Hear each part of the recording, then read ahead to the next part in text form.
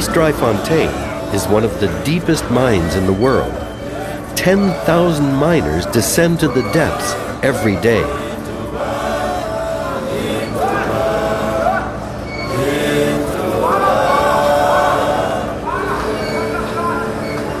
I joined Tullis and his research team at shaft number 5, which is 3 kilometers deep. When the cage goes down full at shift time, they're absolutely jammed in like sardines, and it's 2 miles down.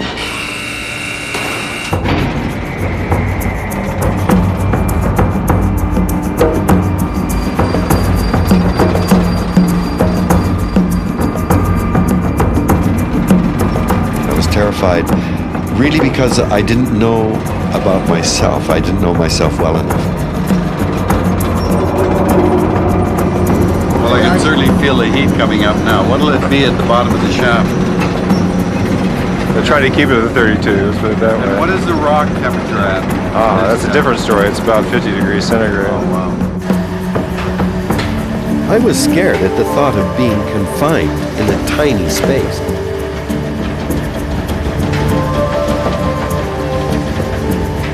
It's 3 kilometers down, and it's a journey back in time. Tullis hopes to find life forms like those that first appeared on Earth billions of years ago. I get to the bottom, and I'm astounded at the size of the caverns down there. I mean, it's a very impressive place in terms of the scale and the sheer technology. You realize that the noise coming in is the noise of the fans that have to exchange a huge amount of air to keep everyone down there alive. We're here because the drilling team at the rock face has run into water. For the search for life, we always are looking for liquid water. Water does appear to be the key.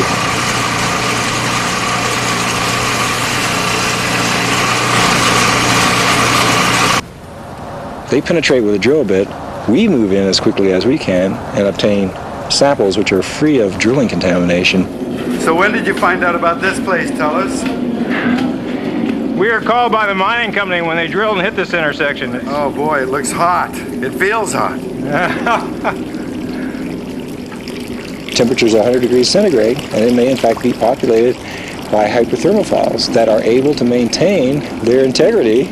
They're tenacious enough to do that with growth rates that are phenomenally slower than anything that's encountered in deep sea environments.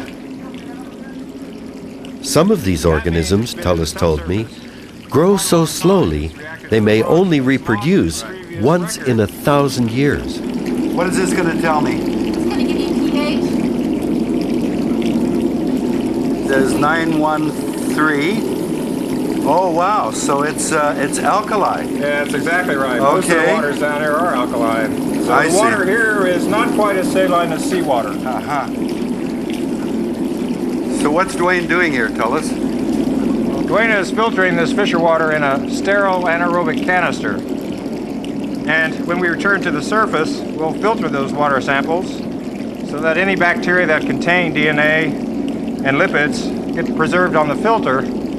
We then freeze that down, and that information will tell us the phylogenetic relationships of these organisms to their sisters or cousins that exist on the surface of the planet. Tullis told me almost nothing is known about these mysterious microbes from the deep. When you have microbial communities at such enormous depths, are they essentially autonomous down there? They're indigenous to that strata, and they can exist for millions and millions of years. The ice ages come, the ice ages go, the meteorites impact and kill dinosaurs, the mammals take over, but these guys never see any of that action at all. They're just happily doing their business down there very, very slowly, hardly evolving at all. Microbiologist Dwayne Moser prepares the samples in the field lab for shipping back to the States.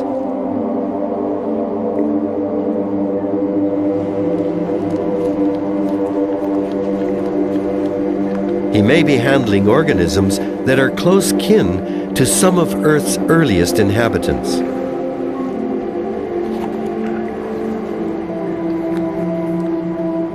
Some of these organisms resemble the type of organisms that have been found on the surface of the planet.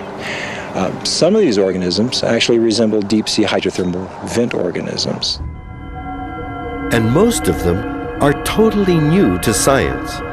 It's a whole new world, but as Tullis explained, it comes from the distant past.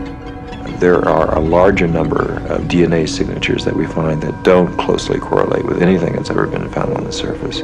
So here we're standing essentially with new branches to the tree of life, some of them that are quite distinct from anything that's ever been discovered before.